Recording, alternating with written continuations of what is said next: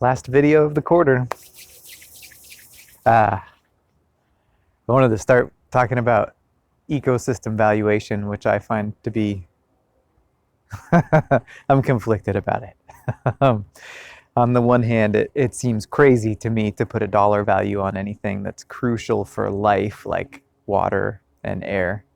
But in the end, I can hear the reasoning that in a society that measures things by money, it helps to put that dollar value on ecosystem services like water filtration and production of air.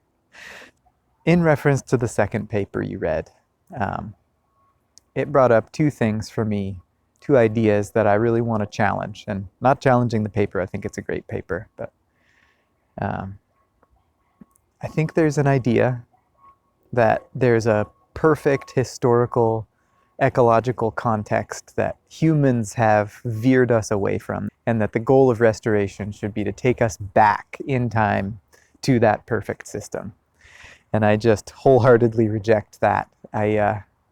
Just for one example, when I think about this ecosystem around here, and I think about like, well, what would be the historical perfect system to return to? I think immediately of Douglas fir, hemlock, and western red cedar ancient forests.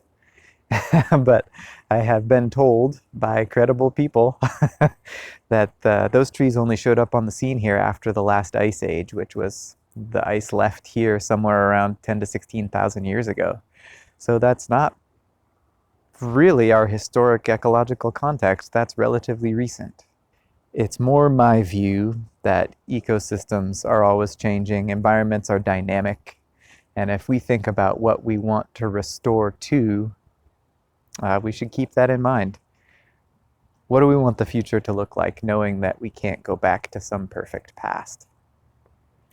And the second idea, and this one I think is a thread that runs through a lot of environmental thinking, is that human impacts on ecosystems are inherently negative or bad, and that the only good ecosystem is a humanless ecosystem. And that has never sat right with me.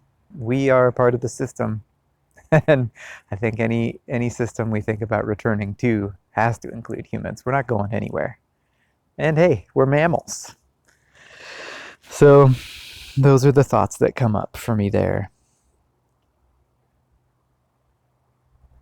I want to give you a couple examples of ecological restoration projects that, in my mind, have just shown how incredibly effective restoration can be and how incredibly resilient natural systems are. The preponderance of evidence that we look at in environmental science classes is about the destruction, and that can start to weigh on me.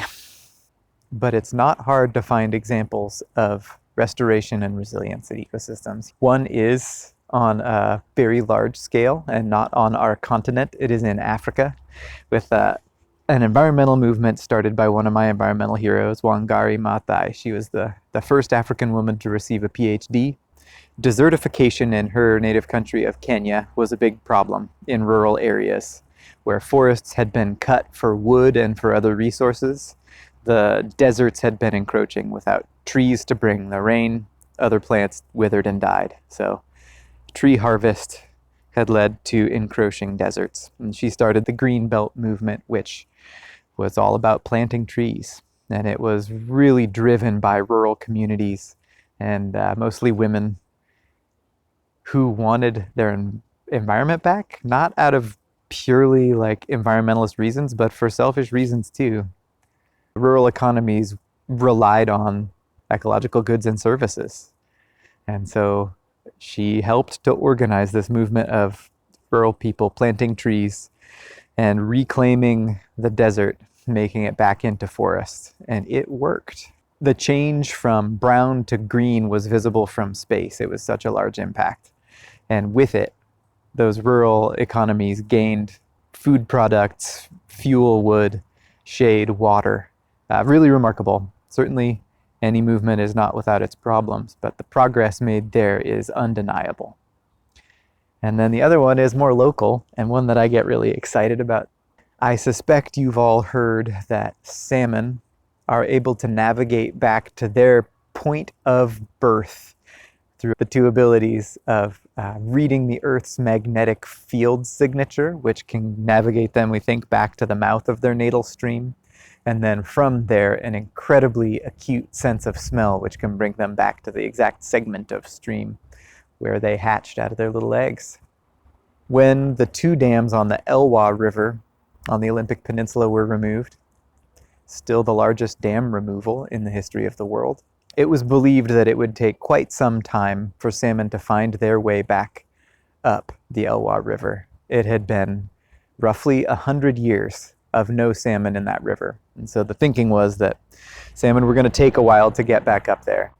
Salmon are a big deal in any river, any stream in the Pacific Northwest, but the Elwha especially had been known before the dams were installed for stunningly, shockingly large Chinook salmon, 100-pounders, 100-pound fish coming out of that river.